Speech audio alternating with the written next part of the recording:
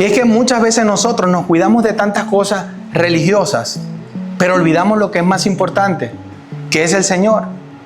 Y esto no solamente a través del servicio en la iglesia, también de nuestra búsqueda de conocimiento de Cristo. Usted sabe que mucha gente agarra este libro que usted ve aquí para aprender, conocer, memorizar, pero no lo aplica a su vida. Usted quisiera restregarle la palabra del Señor para que ellos puedan aplicar lo que dice la Escritura. Porque se ha convertido el conocimiento en el nuevo ídolo. Y con esto no estoy diciendo, y permítame aclarar, que no estoy a favor del estudio de la Biblia. Hermana, si usted puede prepararse en el Señor, hágalo. Conozca la palabra, estudie, vaya a seminario. Eso es espectacular. Pero nunca pierda de vista a Cristo. Nunca pierda de vista por qué lo está haciendo. Porque ahí es que viene el orgullo y viene el peligro de dejar de seguir a Jesús y empezar a seguir la vanagloria. Hermanos, créanme que debemos estar disfrutando estos momentos, porque vamos a terminar esta mañana la última parte, mejor dicho, de la vida de Jesús, donde ya no está más con sus apóstoles, con los hombres que Él les enseñó a que lo siguieran. Y antes de comenzar, permítanme mencionarles un poco una mujer que no aparece en el texto del Evangelio de Juan ni en ningún libro de la Biblia. Su nombre es Claudia Prócula. Es un nombre bien extraño. Menos mal que se apiadaron de ella con el primer nombre y le pusieron Claudia. Pero el segundo nombre era Prócula. Y esto es un nombre que no lo encontramos en la palabra del Señor, pero sí en algunos historiadores que eran de la época de Jesús y pudieron mencionar el nombre de la esposa de Poncio Pilato, aquel cruelísimo hombre que estuvo gobernando en los tiempos de Jesús y gobernando en Judea para iniciar el proceso judicial de nuestro Señor Jesucristo. La semana pasada estuvimos viendo cómo el Señor Jesús fue abofeteado por uno de los guardias del rey. Y esto es una escena tremenda porque, si usted no lo recuerda, Jesús se paró frente a los guardias y dijo: yo soy, y esto se estuvo predicando en semanas anteriores. Sin embargo, cuando Él estaba hablando con los sacerdotes del momento, Él fue abofeteado. Y fue el inicio de la humillación y de lo que va a ser todo el resto del día viernes, hasta las 3 de la tarde, la hora específica en que Jesús oficialmente muere en la cruz del Calvario por nosotros. Así que prepárense, porque ya Jesús ha pasado la noche en vela, porque yo no creo que Jesús pudo haber dormido la noche anterior de haber sido entregado. Él estuvo con sus discípulos y fíjense que hay tantos detalles desde el momento que Jesús comió la cena hasta el momento que Jesús fue crucificado, porque representan los últimos momentos de la vida y obra de nuestro Señor Jesucristo. Y cada detalle cuenta. Créanme, hermano, que cada detalle cuenta. Así que quiero invitarles a que me acompañen al capítulo 18 del libro de Juan, del Evangelio de Juan, y vamos a leer desde el versículo 28 hasta el versículo 38. Y dice así: entonces llevaron a Jesús de la casa de Caifás al pretorio. Era muy de mañana, y ellos no entraron al pretorio para no contaminarse y poder comer la Pascua. Pilato, pues, salió afuera hacia ellos y dijo: ¿qué acusación traen contra este hombre? Ellos respondieron: si este hombre no fuera malhechor, no se lo hubiéramos entregado. Entonces Pilato les dijo: ¿se lo pueden llevar y juzgar conforme a su ley? Ellos respondieron: a nosotros no nos es permitido dar muerte a nadie, le respondieron los judíos. Esto sucedió para que se cumpliera la palabra que Jesús había hablado, dando a entender de qué clase de muerte iba a morir. Pilato volvió a entrar al pretorio y llamó a Jesús y le preguntó: ¿eres tú el rey de los judíos? Jesús respondió: ¿esto lo dices por tu cuenta o porque otros te lo han dicho de mí? Pilato contestó: ¿acaso soy yo judío? Tu nación y los principales sacerdotes te entregaron a mí. ¿Qué has hecho? Jesús le respondió: mi reino no es de este mundo. Si mi reino fuera de este mundo, entonces mis servidores pelearían para que yo no fuera entregado a los judíos. Pero ahora mi reino no es de aquí. ¿Así que tú eres rey?, le respondió Pilato. Tú dices que soy rey, respondió Jesús. Para esto yo he nacido y para esto he venido al mundo, para dar testimonio de la verdad. Todo lo que es de verdad, es de la verdad, escucha mi voz. Todo el que es de la verdad, escucha mi voz. Pilato le preguntó: ¿qué es la verdad? Y habiendo dicho esto, salió otra vez a donde estaban los judíos y les dijo: yo no encuentro ningún delito en él. Acompáñenme a orar. Padre, te damos gracias por tu inmenso amor y por tu misericordia.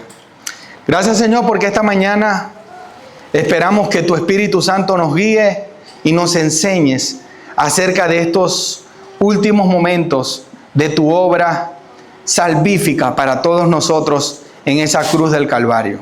Padre Santo, ayúdanos a comprender de qué se trata todo esto y cómo nosotros debemos responder a esta obra tan maravillosa. Padre, te damos gracias porque tú has sido nuestro Rey, nuestro Señor, nuestro sumo sacerdote. Hasta el último día de nuestras vidas lo serás. Y un día vamos a estar contigo, disfrutando de tu presencia y disfrutando de tu gracia eternamente. Gracias, Padre, te damos en el nombre poderoso de tu Hijo amado. Amén y amén. Amados hermanos, esta mañana tenemos la primera parte del juicio de Jesús. Un juicio que se hace a una persona totalmente inocente. Y cuando vamos a ir desmenuzando los primeros versículos, nos vamos a ir dando cuenta cómo es que los judíos trataban de juzgarlo sin tener ningún argumento para juzgarlo. Entonces empezamos a ver que ya había pasado la noche y empezó la mañana y se presentan los judíos, y ustedes se acuerdan de esa escena donde Judas, el traidor, entrega a Jesús con un beso. Digamos que el símbolo de mayor amor con el que nosotros todavía compartimos fue el símbolo que justamente apuntó a la peor traición que nosotros hayamos visto y vamos a tener en la historia de nuestra humanidad. Y ese beso fue el que dio inicio a una terrible humillación de Jesús desde la madrugada del viernes hasta que Él es levantado en la cruz casi al mediodía. Pero estas horas no fueron horas tranquilas. Hay cosas que hemos visto en toda la historia del libro de Juan y hay cosas que lo mencionan en otros evangelios, como por ejemplo cuando Cristo sufrió amargamente en su oración porque iba a ir a morir por los pecados de nosotros y Él sabía lo que iba a pasar con Él. Y Él sufrió, Él no podía dormir. Los apóstoles tampoco podían orar. Se quedaban dormidos porque ellos no sabían lo que le esperaba a Jesús. Ellos podían pensar que Jesús iba a morir, pero no se imaginaban lo trágica que iba a ser esta muerte. Pero tampoco se imaginaban qué tan gloriosa iba a ser la resurrección de Cristo. Así que, momentos previos a su muerte, tenemos una escena donde los judíos en ese tiempo tenían una autoridad suprema que estaba conformada por el sumo sacerdote más el Sanedrín. Eran, una especie de TCJ o de Tribunal Supremo de Justicia que tenían los judíos para controlar todo lo que pasaba entre los judíos. Y ellos precisamente fueron los que se supone que deberían de enseñarle a la gente el Evangelio, la palabra del Señor, las verdades del Antiguo Testamento, la esperanza del Mesías y tener los ojos bien abiertos para reconocer al Mesías, fueron los que llevaron al Mesías justamente a ser entregado por las autoridades de Roma, porque estaban desesperados por envidia para matar al Cordero. Pero nada de esto escapa de las manos del Señor. Jesús tenía previsto entregarse a sí mismo, y por eso Él dice: a mí nadie me quita la vida, yo mismo la doy por rescate y por amor a muchos. Si Él hubiese querido, y se los dijo aquí en las palabras de Poncio Pilato: si mi reino fuera de este mundo, entonces mis servidores pelearían para que yo no fuera entregado a los judíos.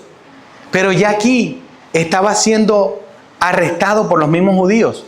Los judíos lo detienen, lo esposan y lo llevan ante Pilato. ¿Y usted sabe por qué lo llevan ante Pilato y no lo enjuician ellos mismos? Porque ellos no tenían la autoridad en el momento para poder dar muerte a una persona. Entonces ellos no tenían en sus manos la posibilidad de matar a Jesús. Entonces ellos dijeron: nosotros no lo queremos juzgar, porque si lo juzgamos, Él va a quedar vivo. Y si queda vivo, ya hemos visto todas las obras que este hombre hace. El temor por no dejar vivir más al Mesías, para que no siga convenciendo a más de que Él es el Hijo de Dios, era tan tremendo que tuvieron que forzar. Inclusive, vamos a ver más adelante cómo le inventaron argumentos para que Él fuese sentenciado en la muerte y en la muerte de cruz. Así que cuando Él se enfrenta a Caifás en el pretorio,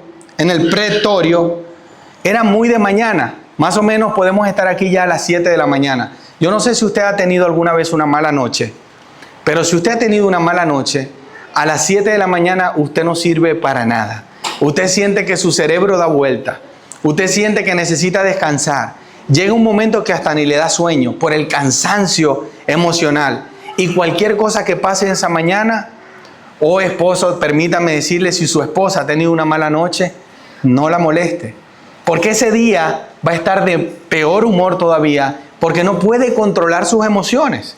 Entonces, imagínense a Jesús pensando que a pocas horas iba a morir, y venía ya a las 7 de la mañana con una bofetada. No me imagino que fue una bofetada muy suave que le dieron a Jesús antes de llevarlo a Pilato. Ya Él venía golpeado, ya había empezado su humillación, y fue hacia Poncio Pilato como a las 7 de la mañana para enfrentar el inicio de su juicio. Y Poncio Pilato, fíjense lo que le pregunta a los fariseos: ¿qué acusación tienen en contra de este hombre? Y fíjense la respuesta tan vaga que le dan en este capítulo 30 los fariseos: si este hombre no fuera malhechor, no se lo hubiésemos entregado. Yo no sé si usted ha escuchado algo que se conoce como la falacia de autoridad. Nosotros muchas veces lo hacemos. Y esto es una falacia donde nosotros abusamos de nuestra autoridad para decir que tenemos razón en algo. Y permítanmelo ponérselo en manera práctica más fácil. Cuando usted está corrigiendo a su hijo, usted muchas veces no le quiere dar explicaciones de por qué. Y digo: papi, ¿pero por qué? ¿Pero por qué? Y usted le responde con un serio: porque yo lo digo. Porque es así.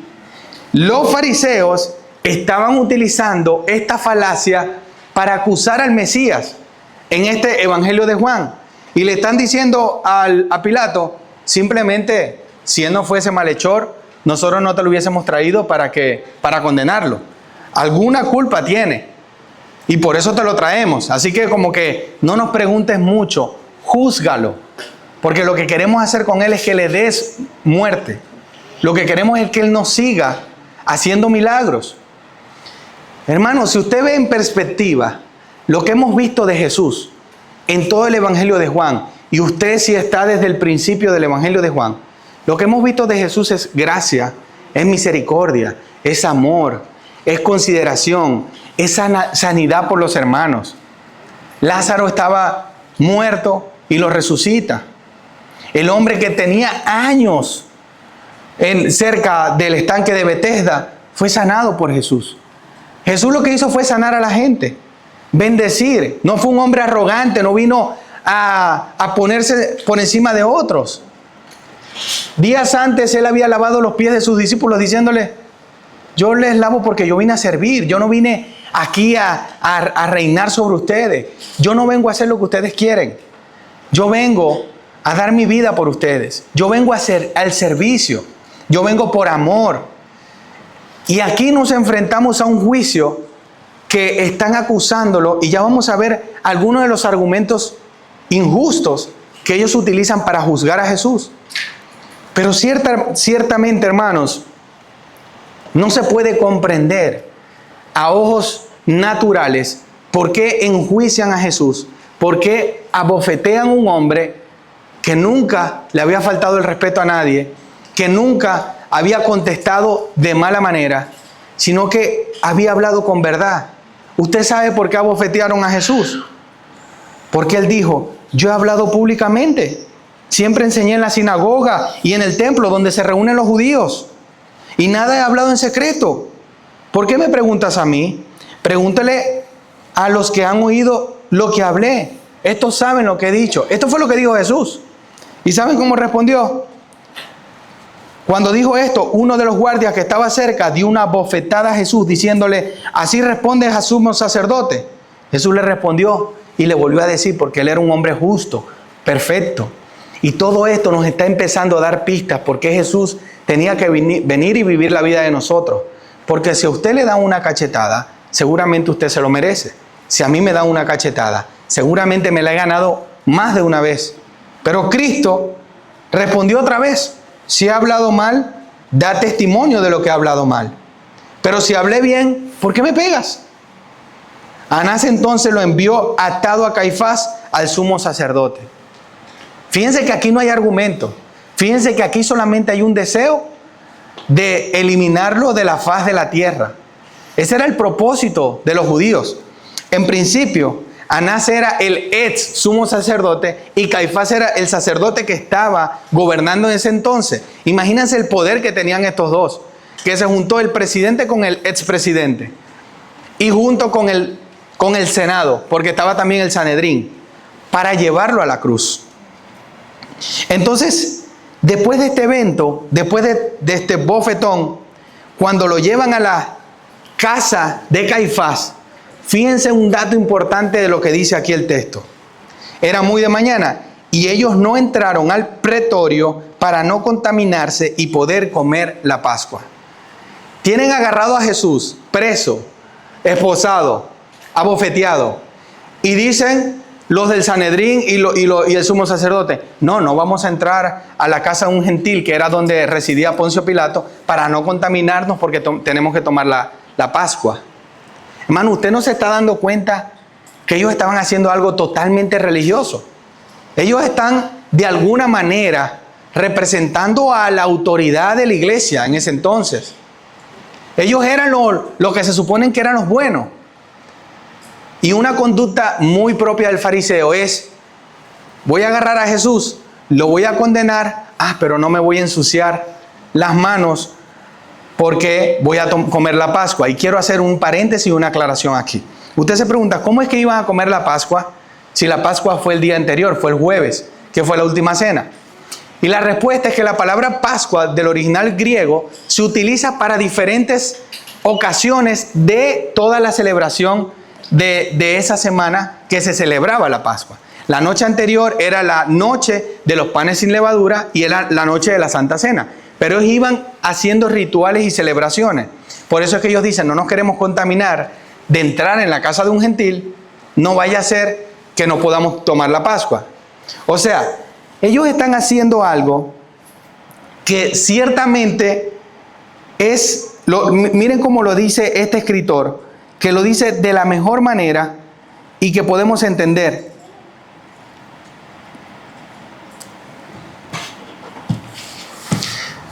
Ellos estaban tratando de ignorar que Jesús era el Cordero inmolado y estaban tratando de evitar una contaminación. Así lo dice el teólogo Hall. Fíjense lo que estaba haciendo el teólogo Hall. Lo que dice el teólogo Hall. Pilato debería tener más causa de temer que sus paredes quedaran contaminadas con la presencia de unos monstruos tan peligrosos de iniquidad. Es decir, el que debía tener miedo de contaminarse aquí, en una manera exagerada, era Pilato, que iba a recibir a estos fariseos que supuestamente representaban el poder de la iglesia. O sea, ellos no tenían que tener temor, porque ellos ya eran unos monstruos que iban a asesinar a Jesús. El que tenía que temer en este caso era el mismo Pilato. Y recuerden cómo lo describimos al principio. Pilato era un hombre cruel, era un hombre antipático, era un hombre que no tenía sentimientos para conservar su posesión política. Hermano, a veces nosotros pensamos que en los tiempos de Jesús las cosas eran más tranquilas y más sanas. Y por supuesto, las películas que nosotros vemos cristianas muchas veces no nos presentan escenas pasadas de tono, porque son películas cristianas y no quieren ofender a los cristianos. Pero la perversión que se vivía en tiempos de Jesús era igual o peor que la perversión que usted tiene ahora. No quisiera ir más allá para no contarle lo que hacían los reyes del entonces, porque hay niños presentes. Pero el nivel que usted se puede imaginar de obscenidades que hacían era mucho más perverso de lo que nosotros muchas veces conocemos hoy en día y se descubre hoy en día, día a día. Entonces, estos hombres que se supone que debían de defender lo que ellos tenían como el Tanaj, que es toda la compilación de todos los textos, porque usted se pregunta, ¿pero qué evangelio tenían ellos si estamos hablando del Antiguo Testamento? ¿Qué escritura ellos defendían? En ese entonces ellos no tenían el Nuevo Testamento, que por supuesto se escribió después de la muerte de Cristo. Empezaron a escribir los evangelios y todos los libros hasta el Apocalipsis. Pero el pueblo judío, cuando se constituyó como pueblo de Israel, ellos tenían ya los escritos de Moisés. Ellos empezaron a tener todo este cúmulo de libros de la Biblia que nosotros conocemos hoy por hoy como Antiguo Testamento. Y todos estos, en el momento de Jesús, ellos tenían toda la historia, todos los escritos, los profetas, ya ellos lo tenían porque ya había pasado todos estos hechos. Ellos tenían lo que nosotros conocemos como la Torá, que es los primeros 5 libros de la Biblia, Génesis, Éxodo, Levítico, Número y Deuteronomio. Tenían todos los profetas y tenían todos los escritos, Salmos, Proverbios. Hermanos, ellos tenían suficiente información como para determinar y descubrir cuando el Mesías llegara a la tierra que Él era el Mesías. Y si les hacía falta algo más, tenía también las pruebas de los milagros que Jesús hacía para descubrir que Él era verdaderamente el Mesías. Pero ellos prefirieron ser fariseos y, como dice el mismo Jesús, mire cómo le llamó, ellos son guías de ciegos que cuelan el mosquito y se tragan el camello. Esto representa mejor lo que ellos estaban haciendo cuando llegaron al pretorio. Ellos no se querían contaminar de la casa de un gentil para comer la Pascua, pero estaban entregando al Hijo de Dios para la muerte sacrificial. Y esta es la vida, y permítanme hacer una aplicación, que nosotros muchas veces vivimos hoy en día. Y es que muchas veces nosotros nos cuidamos de tantas cosas religiosas, pero olvidamos lo que es más importante, que es el Señor. Y esto no solamente a través del servicio en la iglesia, también de nuestra búsqueda de conocimiento de Cristo. Usted sabe que mucha gente agarra este libro que usted ve aquí para aprender, conocer, memorizar, pero no lo aplica a su vida. Usted quisiera restregarle la palabra del Señor para que ellos puedan aplicar lo que dice la Escritura. Porque se ha convertido el conocimiento en el nuevo ídolo. Y con esto no estoy diciendo, y permítame aclarar, que no estoy a favor del estudio de la Biblia. Hermana, si usted puede prepararse en el Señor, hágalo. Conozca la palabra, estudie, vaya a seminario. Eso es espectacular. Pero nunca pierda de vista a Cristo. Nunca pierda de vista por qué lo está haciendo. Porque ahí es que viene el orgullo y viene el peligro de dejar de seguir a Jesús y empezar a seguir la vanagloria. Y permítanme citar a un escritor que se llama Michael Reeve, que escribe: esa postura de mirar hacia abajo convenía a la vida de estudio de los fariseos. Mirando hacia abajo, estudiando minuciosamente las escrituras, convirtiéndose en maestros del texto. Ese dominio era su objetivo. Allí pensaban estaba la vida. Y esta era su única recompensa, porque no permitían que la escritura dirigiera su mirada hacia arriba, hacia el autor de la vida. Y eso es lo que nosotros tenemos que considerar cuando estamos viendo esto. Estamos viendo a ciegos, guías de ciegos, que están colando el mosquito y tragándose el camello. El objetivo de los fariseos escapaba de la exaltación de Cristo. Era dominar bien el texto lo más posible, sin perseguir ni honrar, amar a quien del que el texto habla. No es suficiente, hermanos amados, que una persona diga que cree en Dios y que siga a Dios. Y este es el ejemplo que vemos en los fariseos. Esto no es suficiente. Necesitamos ver la práctica de esto. Y nosotros los cristianos evangélicos somos defensores de la sola Escritura. Nosotros creemos que la Escritura es la única autoridad infalible, suficiente y final de fe y la práctica del cristiano. Esto es lo único que nosotros nos sujeta como autoridad para nosotros dirigir nuestro estilo de vida y nuestra forma de vivir. Pero si defendemos esto, tenemos que mostrar que nuestra vida represente lo que esto enseña. Y asimismo, como la obediencia, asimismo la gracia. Asimismo, como nosotros obedecemos, asimismo tenemos que mostrar nosotros gracia para con los demás. ¿Usted sabe lo que dijo Jesús cuando fue crucificado en la cruz del Calvario? Después de todo lo que sucedió, y usted lo va a ver más adelante porque ya estamos cerca de terminar el Evangelio de Juan, Cristo dijo: Señor, perdónalos, porque no saben lo que hacen. Ese era el nivel de gracia que tenía Jesús. Reflexionando en estos días con mi esposa, muchas veces nosotros tenemos poca gracia para los hermanos que son parte del cuerpo de Cristo y mucha gracia para los que no son parte del cuerpo de Cristo. Muchas veces nos permitimos algún artista que no ama al Señor, que canta cosas basuras, entrar en nuestra vida, en nuestros oídos, en nuestra mente. Pero ay, si un hermano comete un error, tolerancia cero para el hermano que se equivoca. Pero Cristo nos mostró eso. A Cristo lo abofetearon.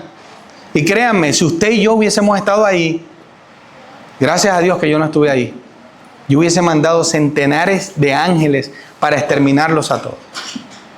Pero Cristo fue Cristo, perfecto, impecable, que te perdonó a ti y me perdonó a mí por mis pecados. No merecía tanta gracia. Créame, no merecía tanta gracia. Y no importa si creciste en un hogar cristiano, si viviste toda tu vida yendo a la iglesia, si tuviste una vida que parece aceptable, que tienes muchos años de casado, que tienes hijos en comunión con el Señor, igual merecemos peor de lo que merecía Barrabás. Merecíamos la muerte. Ahora, hermanos, ¿por qué lo juzgaron? Nos preguntamos entonces si era tan sano, santo. ¿Por qué juzgan al Señor? Hermanos, Pilato le pregunta a ellos: ¿qué acusación tienen contra este hombre? Y ellos primeramente le responden: si este hombre no fuera malhechor, no lo hubiésemos entregado. Sin embargo, nosotros podemos ver cómo ellos estaban acusando a Jesús de haber prohibido que él pagara los impuestos, que estaba enseñando a la gente que no pagara los impuestos. ¿Y sabe lo clave de este asunto? Lo clave es lo mismo si usted hoy sale y hace un video y dice: nadie pague sus taxes porque somos cristianos. Dejen de pagar sus taxes, y usted ve que yo no creo que dure una semana. Si ese video se le hace viral, peor. Seguramente se le va a hacer viral.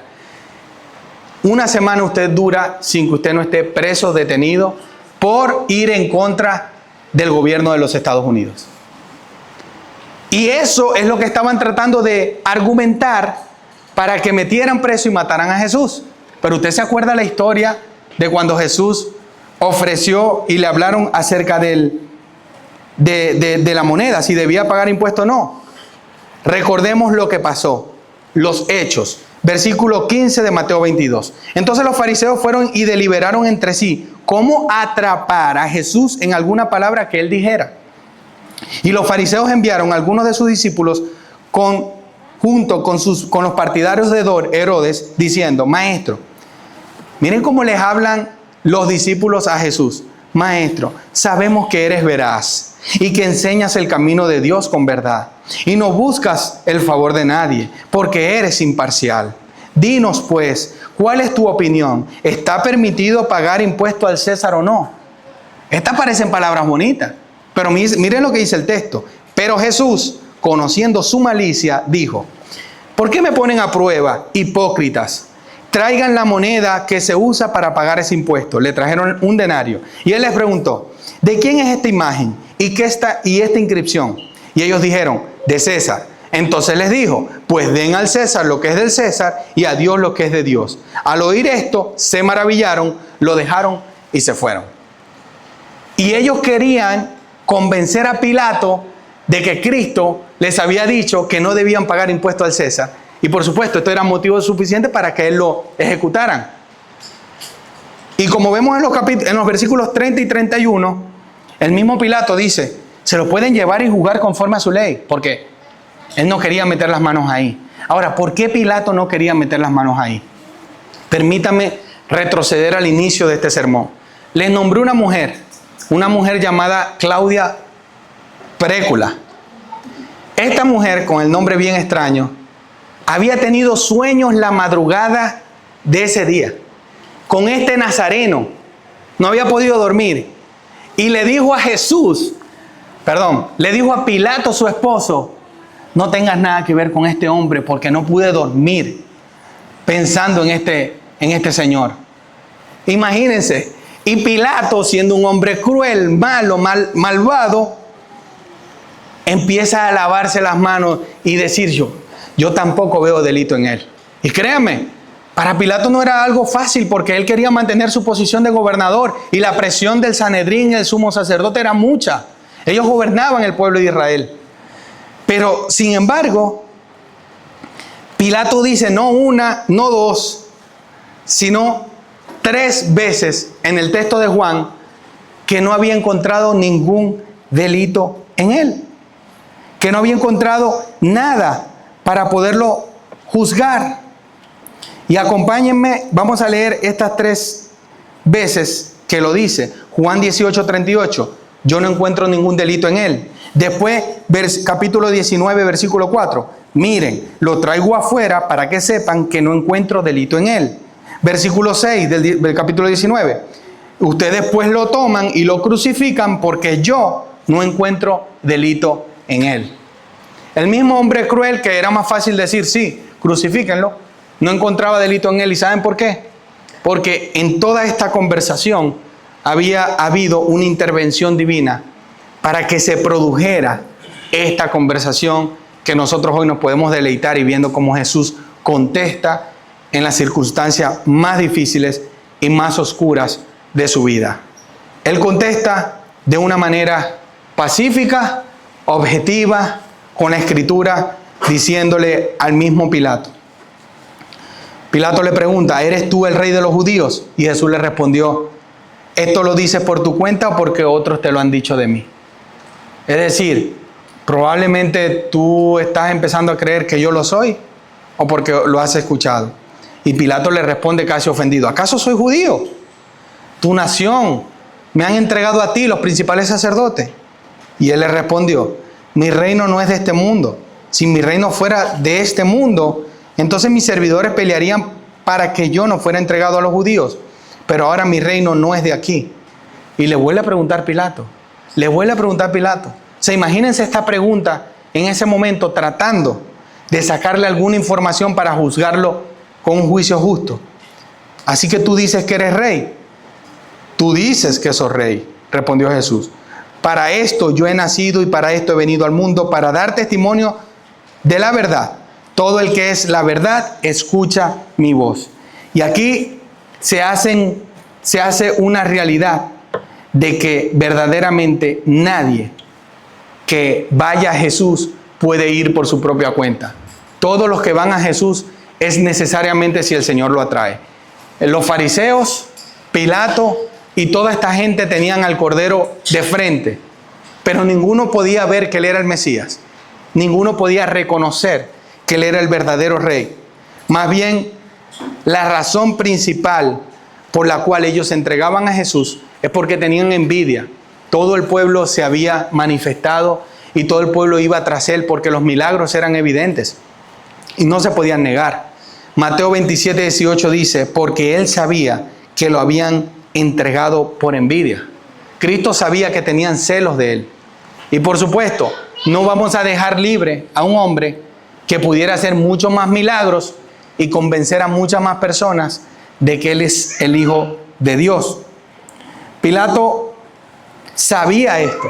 Pilato sabía que había una envidia por Él. Marcos 15, 10 dice, porque Pilato se daba cuenta de los principales sacerdotes que lo habían entregado por envidia. Y ahí se viene esta historia, esta conversación entre Pilato y Jesús, donde seguramente la esposa de Pilato ya le había mencionado el sueño que había tenido con él y por eso él no quería entregarlo. Ahora, hermanos amados, hemos estudiado este evangelio por más de año y medio. Ya estamos cerrando los últimos 3 capítulos del evangelio de Juan. Y hemos visto cómo el Señor ha sido lleno de misericordia y de gracia por todos los que le habían atacado y por los mismos que lo entregaron en la cruz. Y sin embargo, hay un hombre de los 2 que estaban crucificados con Él, que era un hombre malo, porque recuerden que Jesús fue crucificado entre ladrones. Y este hombre, siendo malo, le pide al Señor que se acuerde de él cuando esté en el paraíso. Y esto derrumba totalmente la creencia que podemos hacer algo para merecer la gracia de Dios. Este hombre no pudo hacer nada, no pudo hacer obras, no pudo, simplemente puso la fe en Jesús y Jesús lo perdonó y le respondió, de cierto te digo, hoy estarás conmigo en el paraíso. Esas fueron las palabras de Cristo. Esas fueron las palabras de un hombre lleno de gracia que perdonó a todo aquel que lo amó y que tuvo misericordia y todavía tiene misericordia. Y nosotros, hoy por hoy, podemos llenarnos de esa gracia del Señor y podemos empezar a meditar, hermanos, y con esto termino, que la vida de Jesús fue una vida verdaderamente dura, ejemplar, una vida perfecta. Así que cuando usted mire a su entorno, cuando usted mire a la iglesia de Cristo, a la iglesia Revive, usted mírela con ojos de amor, de misericordia.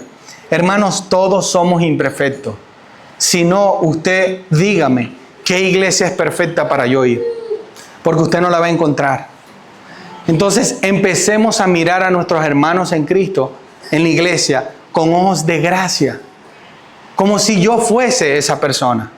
Porque créanme, cuando usted va conociendo a otros hermanos y los va conociendo a profundidad, no es tan bonito como al principio usted se puede imaginar. Usted conoce el primer amor, cuando usted estaba enamorado de su esposa, si tiene, eso es una hormona, la serotonina está a millón y usted no puede verle defecto alguno. Es el hombre perfecto, la mujer perfecta. Aunque no tenga carro, usted lo ve en un caballo blanco, en un Ferrari, y es un Uber que tiene una marca. Usted no ve nada de eso. Usted dice, este es el hombre de mi vida. Porque es así, porque nosotros amamos. Pero el amor es una decisión. ¿Sabe por qué? Porque si Cristo no lo hubiese elegido usted por amor decidido, por amor desbordante, usted ya hubiese caído de la gracia cuántas veces en toda su vida. Así que, hermanos, el mensaje que nos muestra Cristo es que nosotros tenemos que tener gracia para nuestros hermanos y vivir conforme a lo que el Evangelio nos enseña. ¿Cómo reconocemos que ustedes son hijos de Dios? Cómo se aman los unos a los otros y tienen gracia. Y pónganse siempre en el lugar. ¿Qué fuese si yo estuviese en los pies de ese hermano o hermana? Yo quiero ser un hermano empático, que ama y que ama al prójimo. Así que acuérdese de esto, porque Cristo no le va a hacer lo que a veces nos puede hacer nuestro hermano. Pero Cristo sí lo va a perdonar y lo va a amar a pesar de. Cristo sí lo va a seguir amando a pesar de él, con decisión de que somos el cuerpo de Cristo. Acompáñenme a orar. Padre, te damos gracias por tu amor, por tu misericordia. Gracias, Señor, por este hermoso día. Gracias, Padre, porque hemos visto en tu palabra cómo tú nos amas, cómo tú te entregaste en la cruz del Calvario por nosotros. Señor, ayúdanos a poder seguir estudiando este juicio maravilloso que tuvo como consecuencia la redención de nosotros como tus hijos. Gracias, Señor, porque tú eres bueno, fiel, misericordioso. Te amamos, Señor, y te damos gracias por este año de la Iglesia Revive. Te damos gracias porque tú eres misericordioso y porque nos permite seguirnos reuniendo a pesar de cualquier circunstancia. Y sabemos, Señor, que tú nos tienes en tus manos y nada ni nadie nos separará del amor de Cristo Jesús. En el nombre del Padre, del Hijo y del Espíritu Santo. Amén y amén.